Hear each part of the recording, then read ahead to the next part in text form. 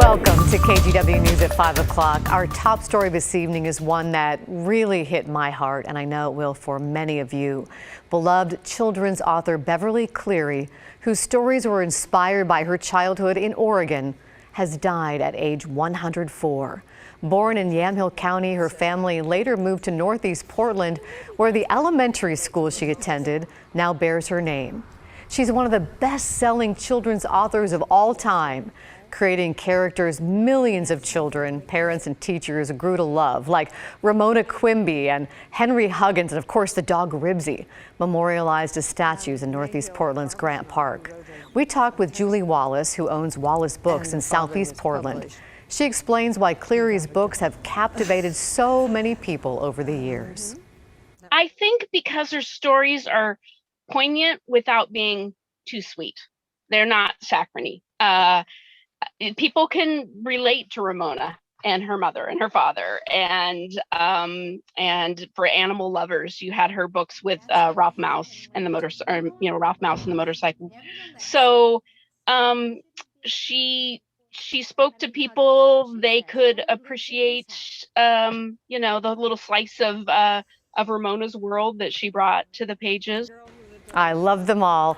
Cleary passed away Thursday in the California town where she's lived for years. She won countless awards for her work. Her books have sold more than 85 million copies worldwide. They've been translated into 29 different languages. We'll have much more on her impact here in Oregon and around the world tonight on KGW News at 11. We have loved you, Beverly Cleary. What a legacy you leave behind. The COVID vaccine timeline is moving up again for a lot of Oregonians. People over 16 with health conditions and frontline workers will get about a 3-week head start before the general public. And by June, the state says everyone should be able to get an appointment. Galen Etlin has the update. Now let's look at the changes in eligibility dates Governor Brown announced earlier this morning. It's the big news announced Friday, with the COVID vaccine timeline moving up 2 weeks for some Oregonians. As vaccine supply increases, Governor Kate Brown said these groups will now become eligible April 5th.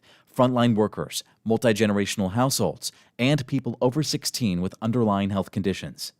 In keeping with Oregon's commitment to equity, this change gives frontline workers and other Group 7 populations more time to get vaccinated. The groups eligible for the vaccine on March 29th are unchanged, including people over 45 with underlying conditions, agricultural and migrant workers, homeless people, and those in congregate living. More than 1 million Oregonians are now vaccinated with at least one shot, about 25% of the population, barely below the national vaccination average. 66% of seniors are vaccinated, placing Oregon in 35th place for that metric nationally. But I want to thank every older adult who has waited for an appointment for their patients while we worked through a number of difficult changes. But the good news is the state says it has enough vaccine for everyone who's eligible now. And by the end of May, it says there will be enough for everyone. By early June, the state says it will have capacity to give them all out, too. What we don't know, ultimately, is how many of those Oregonians want to get a dose. Demand has slowed in some counties that have reached about 80% of eligible people, and hesitancy is a barrier to herd immunity. Some of the counties that are furthest behind in vaccination rates are counties that, conversely, have had our highest COVID-19 infection rates. But Oregon's overall positivity rate for coronavirus is just 2.2%. Among states, Oregon ranks 6th lowest in the U.S. in daily deaths per 100,000 people over the last 7 days, and 5th lowest in cumulative deaths per 100,000 people. State health officials credit Oregonians who continue masking and social distancing, but also the vaccine. I urge all Oregonians to get your vaccine when it is your turn. Oregonians should sign up with their email and cell number to get updates about eligibility and appointments on getvaccinated.oregon.gov. Another change could move everyone up, too. Oregon Health Authority said counties can open vaccination appointments to everybody on April 26th. Now, counties do have to apply, show they're documenting vaccinations of people who are eligible, and expect more appointments to be available before May. Now, this is all new, so we'll have to see exactly how it plays out, but we do know the state will announce which counties are approved on April 22nd. Galen Etlin, KGW News. Oregon has now vaccinated more than a quarter of the state's population with at least one dose. The state marked its 1 millionth person vaccinated earlier this week. More than 614,000 Oregonians are fully vaccinated. And Washington isn't far behind, with just under a quarter of its population vaccinated with at least one dose. Washington doesn't track just how many people are fully vaccinated, but there have been more than 2.8 million doses given out so far. There are people like me who are just out and about, doing our best to get through this with no help. COVID long haulers in Oregon are finally getting some help. Earlier this month, we told you about a new clinic starting in Portland trying to treat people with long COVID. OHSU has officially launched the program and started seeing patients virtually and in person last week. Morgan Romero talked to one of them and tells us how it works. The brain fog is life-changing though. She believes she caught COVID last February. It's ruined my life. Before we even knew what it was. I had a lot of hobbies.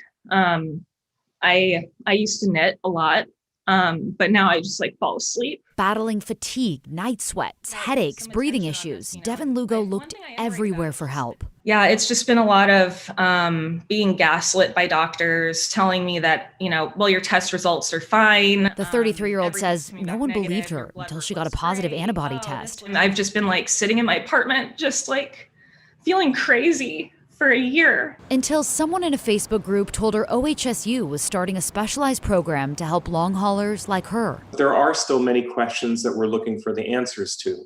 Despite that, I think that we can offer many things to patients to accelerate their healing and get better. OHSU's program is one of dozens opening around the country to help people struggling with lingering, life-changing COVID symptoms.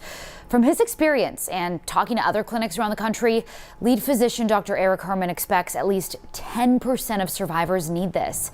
OHSU just started seeing patients last week from their wait list, already about 100 people deep. Only OHSU patients can get into the program for now. They call a hotline and get screened by a nurse, or their primary care provider refers them. And we go through kind of a head-to-toe discussion of what they may be experiencing to better understand what would be the right plan of care for them. The long COVID-19 program involves multiple specialists taking a coordinated approach to care for these people. Depending on their symptoms, we would order other studies or make referrals to other specialists for more continued management. Things are finally starting to get moving. OHSU set Lugo up with tests and a neurologist. So we are learning a lot about how the virus affects the nerves. She saw a rheumatologist, and her OHSU team is working with her pulmonologist. I feel like people are paying attention and they want me to feel better. For the most part, we are hopeful that people will return back to their quality of life that they enjoyed before COVID. Lugo doesn't know if she'll ever fully heal, but feeling heard helps in that journey. I think it's just the supportive care and the validation that really gets to me, so in a good way. Morgan Romero, KGW News. Doctors are seeing a lot of patients virtually right now since so many deal with crippling fatigue. If you're a long hauler and an OHSU patient, the hotline number is 833-OHSU-222. Dr. Herman says they eventually want to open up the program to people across the state. 75 years after opening, the Portland Children's Museum will soon close permanently. The board of directors says new cleaning protocols, capacity limits, and the need to rehire staff would not be financially feasible. The museum opened in 1946 and moved to its current location in Washington Park in 2001. The museum and a charter school on site will close June 30th. We heard from so many people today with fond memories of the museum. It was definitely educational. It was peace of mind. It was a place to go on a rainy day. I felt good about it because all the activities were centered around children and they were safe. This is not the only city I've lived in, and I've been to many children's museums, and this is my favorite one. It is, the kids love it. It's perfect for this toddler age. It's so too bad. The museum staff will work until June 30th, and supplies will be donated to other nonprofits. In Vancouver, toy and game store owners are reporting a rash of break-ins. This video shows a man breaking into Toy Box Heroes. This is in Hazeldale early yesterday morning. He even came back later with another guy and left with a lot of merchandise.